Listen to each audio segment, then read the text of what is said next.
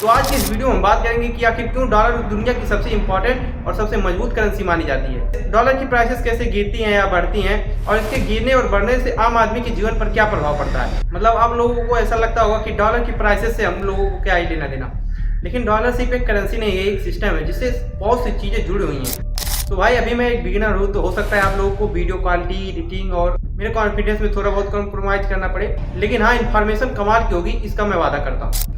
और क्योंकि मेरा वीडियो अभी यूट्यूब उतना सजेस्ट नहीं कर रहा है, तो अगर नॉन सब्सक्राइबर तक जाता है तो सपोर्ट जरूर करें यार। तो सबसे पहले बात करते हैं कि डॉलर आखिर इतना पावरफुल कैसे बना।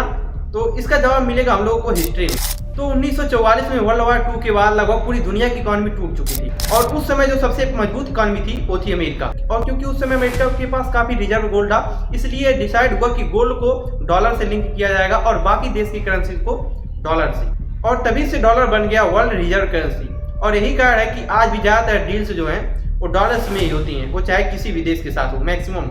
और क्योंकि ट्रेड के लिए डॉलर की जरूरत होती है, तो डॉलर की डिमांड हमेशा बढ़ी रहती है, जिसकी वजह से डॉलर हमेशा मजबूत बना रहता है। तो अब बात करते हैं कि हमारे देश की रुपए की वैल्यू डॉलर के मुकाबले कैसे डिसाइड होती है। तो इसकी वैल्यू ना ही अमेरिका डिसाइड करती है, ना ही भारत और ना ही कोई मार्केट। तो आखिर इसकी वैल्यू डिसाइड कैसे होती है। तो अब मान लीजिए भारत को अमेरिका से 1000 करोड़ का तेल खरीदना है, तो भारत को अमेरिका से तेल खरीदने के लिए जिस करेंसी की जरूरत होगी वो होगा डॉलर, जिसकी वजह से डॉलर की डिमांड बढ़ेगी और उसकी वैल्यू बढ़ेगी और रुपए की वैल्यू ऑटोमेटिक थोड़ी कम होगी। यानी कि हम जितना ही ज्यादा इंपोर्ट पर डिपेंड होंगे उतने ही ज्यादा डॉलर की वैल्यू बढ़ेगी। तो अब यहाँ पर बात करते हैं कि आखिर डॉलर की प्राइसेस बढ़ने से भारत के आम लोगों पर इसका क्या प्रभाव पड़ता है। तो हमारे यहाँ जो सबसे जरूरी चीज इंपोर्ट होती है वो है डीजल और पेट्रोल। और सीधी सी बात है, जब इनकी प्राइसेस बढ़ती हैं तो लगभग हर एक चीज पर प्रभाव पड़ता है, क्योंकि लगभग हर एक चीज में ट्रांसपोर्टेशन का रूल होता है और उस ट्रांसपोर्टेशन को चलाने के लिए डीजल या पेट्रोल की जरूरत पड़ती है। और जब ये महंगे होंगे तो रेट ऑटोमेटिक थोड़ा बढ़ेगा। हालांकि और भी बहुत सी चीजें हैं जो कि भारत बहुत ही बड़ी मात्रा में इंपोर्ट करता है, जैसे इलेक्ट्रॉनिक, मोबाइल, गोल्ड,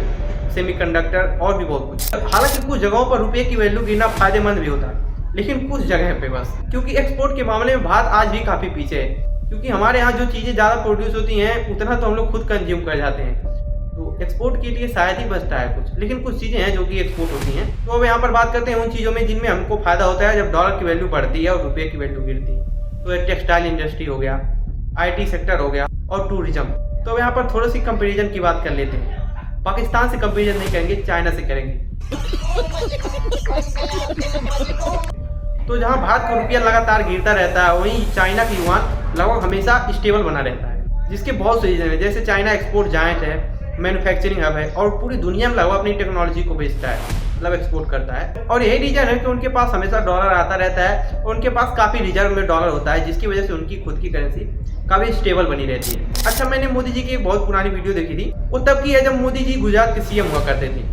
तब उन्होंने कहा था कि बांग्लादेश का रुपया नहीं गिरता है, श्रीलंका का रुपया नहीं गिरता है, पाकिस्तान का रुपया नहीं गिरता है, तो आखिर भारत का रुपया इतना तेजी से क्यों गिर रहा है। इस प्रकार से रुपया इतनी तेजी से गिर नहीं सकता। अरे नेपाल का रुपया नहीं गिरता है, बांग्लादेश की करेंसी नहीं गिरती है, पाकिस्तान की करेंसी नहीं गिरती, श्रीलंका की करेंसी नहीं गिरती, क्या कारण है? हिंदुस्तान का रुपया पतला होता जा रहा है।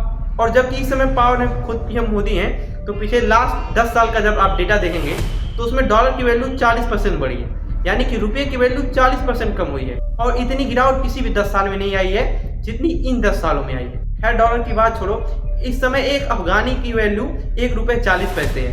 हाँ, अफगान की करेंसी उसका जो 1 रुपया है वो यहाँ का ₹1.40 होगा। ये वही अफगानिस्तान है जहाँ पर तालिबानियों ने कब्जा कर लिया था और आज उसके रुपये की वैल्यू हम लोगों से भी ज्यादा है। तो यही हाल है लगभग हम लोग का हर चीजों में।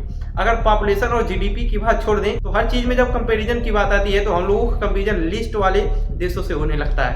तो अब यहाँ पर बात करते हैं कि क्या डॉलर ऐसे हमेशा मजबूत बना रहेगा या फिर कोई चांस है उसके कम होने का। तो इसका आंसर थोड़ा कॉम्प्लिकेटेड होगा, क्योंकि ब्रिक्स कंट्रीज जो हैं वो आपस में मतलब लोकल कंट्रीज में ट्रेड करने की बात कर रही हैं, जिसके लिए डॉलर की जरूरत नहीं होगी, लेकिन इसमें बहुत समय लगेगा। ये कोई ओवरनाइट में होने वाली चीज नहीं है, लेकिन एक अच्छा कदम होगा, क्योंकि अगर ऑयल का ट्रेड बिना डॉलर के होना शुरू हो गया तो रुपये की वैल्यू मतलब थोड़ी बहुत बढ़ने लगेगी। तो भाई डॉलर की वैल्यू बढ़ने से आम आदमी की बहुत सी जरूरती चीजों पर काफी प्रभाव पड़ता है।